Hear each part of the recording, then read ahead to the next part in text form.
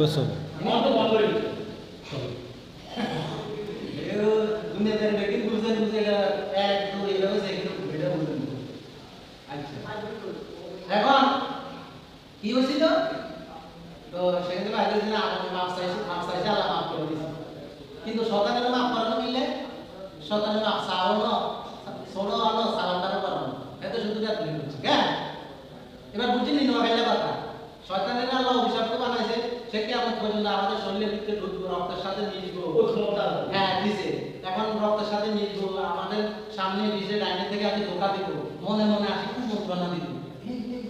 এই কথা কর এটা ঠিক আছে ঠিক আছে এটা কই হেঁটে শরীরে খন্নাস এতে দেখা যায় না এটা আত্মগোপন করি আছে এইভাবে করি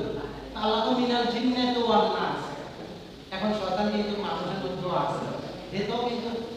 কুমন্ত্রণা দিব জ্বালা যন্ত্রণা দিব অশান্তি দিব এই মিনাল জিন্নাতে ওয়ান্নাস এটা জিনের মধ্যে আছে মানুষের মধ্যেও আছে তাহলে শয়তান কয় প্রকার দুই প্রকার আমি বলছি না আল্লাহ আমরা একটা শয়তান কয় প্রকার দুই প্রকার মিনাল জিন্নাতে আপনি যখন এই অনুভব করবেন যে শয়তান আপনার আশেপাশে অশান্তি হইতেছে নামাজে দাঁড়াইছেন সময় জন্য আপনার মনোযোগ নাই নামাজে দাঁড়াইছেন আপনার মনোযোগ নাই বলবেন আউযু বিল্লাহি মিনাশ শাইতানির রাজিম এত জোর লাগবে হ্যাঁ ডাইরেক্ট নাম দিবি নামাজের অবস্থা আপনি পারবেন কিন্তু ভালো লাগবে আস্তে আস্তে এমন জোরে না যে আস্তে আস্তে মানে এগুলো তারে দূর করার জন্য এইভাবে ঠিক আছে নি এটা হাদিসে আছে শয়তানের থেকে আশ্রয় চাই আউযু বিল্লাহি আর এমনিতে নামাজে কি বলবে আল্লাহু আকবার শুরুতে কি বলবে আউযু বিল্লাহি মিনাশ শাইতানির রাজিম এটা কি সুন্নতে মুআক্কাদা এটা বলি ঠিক আছে নি কোরআন শরীফ পড়বে আউযু বিল্লাহি মিনাশ শাইতানির রাজিম আচ্ছা ফিল আরদি খলিফা খলিফা প্রতিনিধির কাছে সকল ক্ষেত্রে আল্লাহর বিধান বাস্তবায়ন করা তাহলে সে এক আল্লাহ বিশ্বাসী আকীদা পোষণ করবে এক আল্লাহ বিশ্বাসী আকীদা পোষণ করবে এক আল্লাহ বিশ্বাসী অবস্থায় যদি সে ইন্তেকাল করে কাদা বলা জান্নাত সে বেশওয়ার জিনা হিসাবে জান্নাত আর কথা আছে হ্যাঁ আমি আপনারা জানেন ভাই ছিলেন সেই সমস্যা এই চাকরি করছিলাম বড়বাড়ি গিয়েছি দেখছিলাম আমি মাদ্রাসা যাইতাম আসতাম মনে নামাজ পড়াইতাম এই মসজিদটা পড়তাম পড়িয়ে এতটুকু শিখছে নাও ধরো সাগরের পানি থেকে পাগিয়ে মনে করি কতটুকু পানি লাগে এতটুকু জ্ঞান সামান্য আল্লাহ জ্ঞান থেকে আছে আল্লাহ কোরআনে হাদিস তো আপনারা যারা কোরআন জানেন তাদের থেকে সঠিকটা জানিয়ে অতটা নিজে চেষ্টা করেন কারণ আপনি যে 20 বছর চেষ্টা করছে সে একটা কথা বাড়িয়ে দিতে দেন যত সহজ আপনি কি এখন সূরা বাকারার মধ্যে 286 আয়াত আছে কথাগুলো বাইর করা কি এত সহজ হলো আর যে এই আয়াতগুলো মুখস্থ করেছে আল্লাহ নবী গবেষণা করছে 20 বছর সে তো সহজে অনেক কথা বলতে পারবে না তো সে হলো আল উলামাউ ওয়ারাসাতুল আমবিয়া রাসূলদের ওয়ারিস রাসূল সাল্লাল্লাহু আলাইহি ওয়াসাল্লাম বলেছেন আমি সম্পদ রাখি যাই না কিছু রাখি যাই না যদি কোরআন রাখি গেছে হাদিস রাখি গেছে যদি এখান থেকে বাবু আমি ওলা বাইরে সামান্য যারা বলিলাম কেউ আমার অপর মুসলমান উম্মতের কাছে পৌঁছায় যায় তাহলে আমি রাসূল তার জন্য কি করব সুপারিশ করব তার চেহারার মধ্যে আমি মুখ দান করব সুবহানাল্লাহ কিয়ামতের দিন 40টা হাদিস যদি কেউ মুখস্থ পারে সে তাহলে ফকিহ হয়ে উঠবে শয়তান তার উপরে ইয়া করতে পারবে রাসূল সাল্লাল্লাহু আলাইহি ওয়াসাল্লাম তার জন্য সুপারিশ করতে পারবে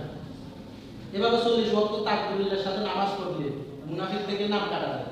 যদি কেউ মুসলমান হওয়ার পরেও মুনাফিকের মধ্যে নাম থাকে তাহলে সে বেঁচতে যাবে না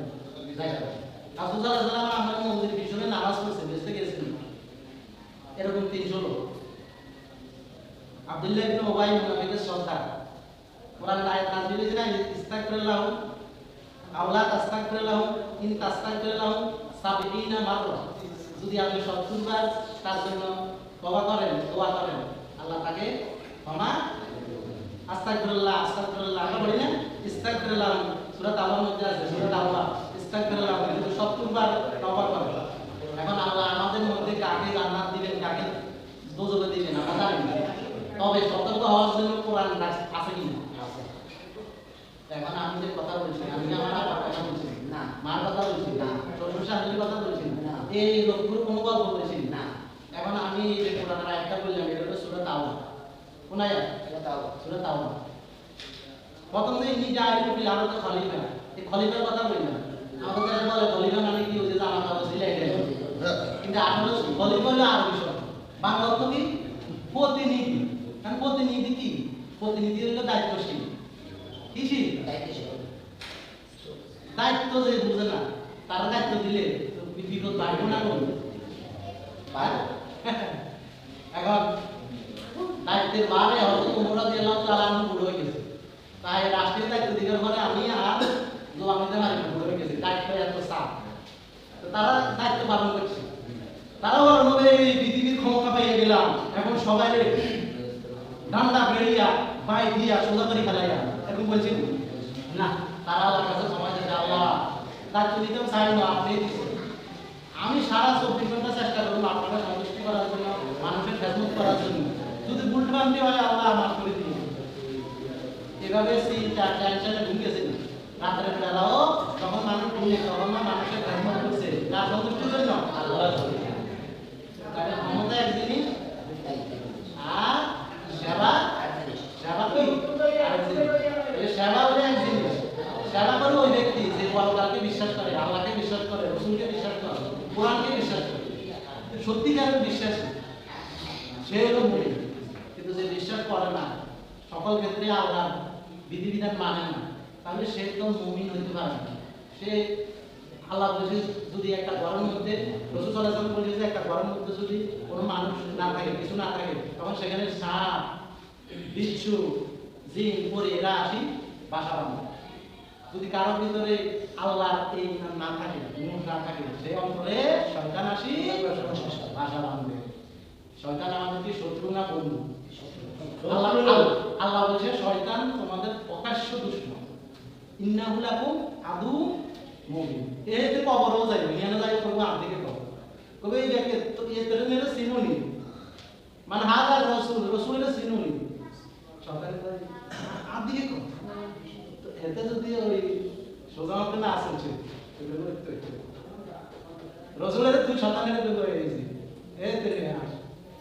আমরা তো আল্লাহ যে আই তো কিছু বুঝি না, তো কিছু জানি কি দুনিয়াতে, তুই পুরো এলাকা তুই কন্ট্রোল করছিস, পুরো লোককে পুরো জেলা কন্ট্রোল করছিস, তুই আমি কিছু বুঝছিস না। আপনি বললো দেব যে মার কামে তো মনে না, এতে সিকিউরিটি পুরো ভিতরে সুন্দর গরু ছাগল মোর জিন করে ব্যাগে চলতে আছে, কিন্তু এতে ফেরেশতা কানে শুনে না, চোখে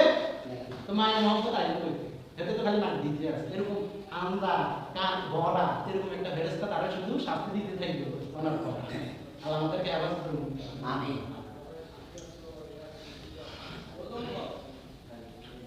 যেগুলা বলছি আল্লাহ সবাইকে আমরা আমিন।